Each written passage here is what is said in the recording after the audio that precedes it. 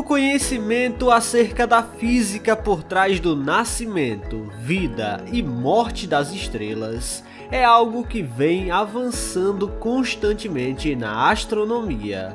Desde que começamos a entender como uma estrela pode morrer de diferentes maneiras, acabamos dando de cara com fenômenos bizarramente interessantes e descobrimos explosões poderosas que podem ocasionar eventos devastadores nas proximidades de uma estrela nos estágios finais de sua vida. Como existem cenários diferentes onde estrelas podem explodir, os astrônomos definiram 3 tipos básicos de eventos: as supernovas, hipernovas e quilonovas. No vídeo de hoje vamos entender a diferença entre esses 3 fenômenos e como eles ocorrem. A maior estrela conhecida no universo atualmente é a Stephenson 218, um verdadeiro monstro em forma de estrela, com seu raio de mais de 2150 vezes superior ao do Sol.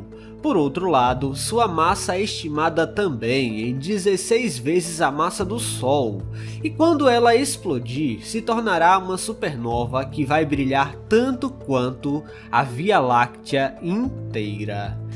A nossa estrela, por outro lado, não deve chegar ao ponto de explodir, porque esse tipo de evento só acontece quando esse tipo de corpo celeste atinge uma massa 1,4 vezes a massa solar. Ou seja, o fim do Sol será um pouco mais calmo e deve resultar somente em uma anã branca após a estrela cessar completamente as fusões termonucleares que acontecem no núcleo. Se você assiste ao canal já por um bom tempo, já sabe que falamos sobre esse limite, e os astrônomos chamam de limite de Chandrasekhar, no qual explica o ápice de massa para uma estrela finalizar sua vida em um núcleo de matéria degenerada na forma de uma anã branca, onde não necessariamente ela explode, mas a massa que restou de bilhões de anos de fusão nuclear fica compactada em alguns milhares de quilômetros. Esse é só o começo dos fenômenos estranhos que acontecem em estrelas, mas ainda sequer chegamos nas explosões, pois o cenário começa a ficar bizarro quando começamos a aumentar a massa de uma estrela. Quanto mais matéria, mais as coisas vão ficando interessantes. Quando uma estrela ultrapassa o limite de Chandrasekhar, ela tem massa suficiente para, quando cessar o processo de fusão nuclear do hidrogênio, a gravidade passe a implodir o núcleo, até que chega um ponto em que a massa está incrivelmente comprimida e o núcleo não suporta. Afinal de contas, o que mantém uma estrela estável durante todo o seu ciclo de vida é a pressão que a energia gerada pela fusão dos núcleos atômicos faz para a matéria em uma força contrária à gravidade. Portanto, uma coisa compensa a outra. A gravidade puxa tudo para o centro, mas a energia gerada pela fusão nuclear quer expulsar tudo para o espaço na direção contrária. Quando a fusão cessar, a matéria é comprimida cada vez mais para o centro, até que ricocheteia em um núcleo repleto de elementos pesados como ferro, que é geralmente o elemento onde as estrelas não possuem mais energia para fundir e param por ali, transformando então a implosão em uma explosão. As camadas externas da estrela são lançadas a altíssimas velocidades para o espaço e gera tanta luz que pode ofuscar a luz de qualquer estrela na galáxia.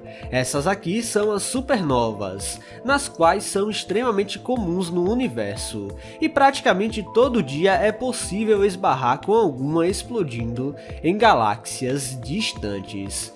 Estima-se que pelo menos 1 ou 2 supernovas aconteçam por século em galáxias do tamanho da Via Láctea.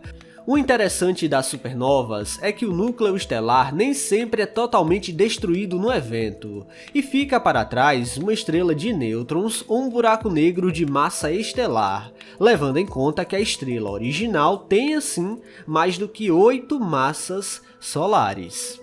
Bom, as estrelas podem surpreender ainda mais, e temos astros muito mais massivos pelo universo, onde algumas estrelas podem atingir uma massa superior a 30 vezes a massa do Sol. E acredite, uma das estrelas de um dos sistemas mais famosos da galáxia é um exemplo desses monstros cósmicos. Estou falando de Eta Carina, localizada a 7.500 anos-luz da Terra. Na real, estamos falando de um dos pares do sistema estelar que fica localizado próximo à constelação de Cruzeiro do Sul, e é um excelente exemplo desse tipo de estrela. Ela não é maior que a Stephenson 218, mas ainda assim é muito mais massiva e sua matéria está concentrada num volume bem menor. O interessante é que quando uma estrela atinge esse nível de monstruosidade, a sua morte é igualmente proporcional à sua massa. Quando uma estrela com mais de 30 vezes a massa do Sol morre, ela não necessariamente vai ser uma supernova, mas sim uma hipernova. De fato, o processo acaba sendo muito parecido, com as camadas estelares indo para o espaço a altíssimas velocidades, mas a diferença real mesmo fica na energia que tais explosões proporcionam.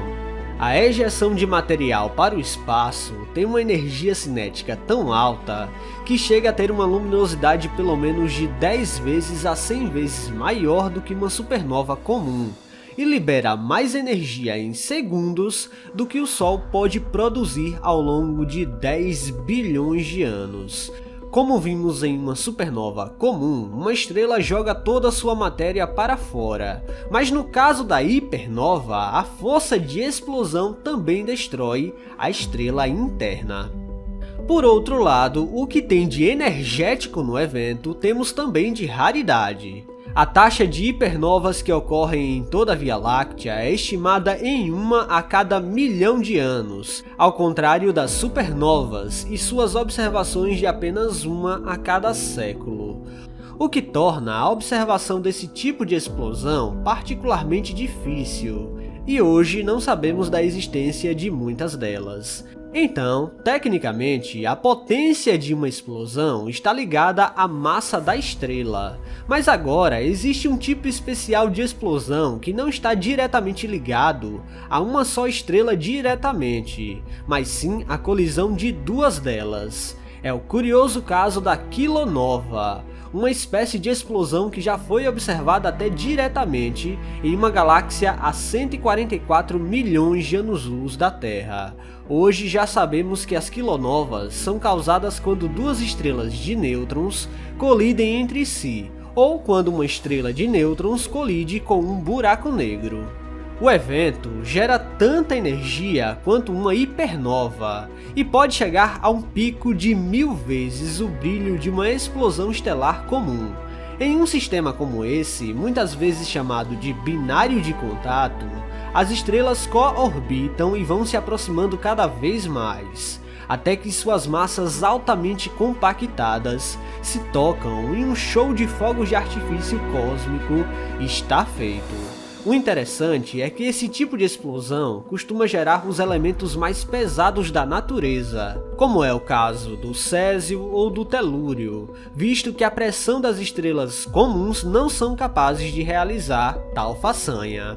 Bom, esses são os 3 tipos básicos de explosões possíveis no universo. No final das contas, todas são bem parecidas entre si, mas possuem fenômenos em comum e realmente não dá para negar que cada uma é mais energética do que outra. A natureza é impressionante. Pessoal, se vocês gostaram deste vídeo, não se esqueçam de deixar o like aqui, que é muito importante, e se você não está inscrito aqui no canal ainda, convido você a apertar o botão inscrever-se aí embaixo. Até a próxima!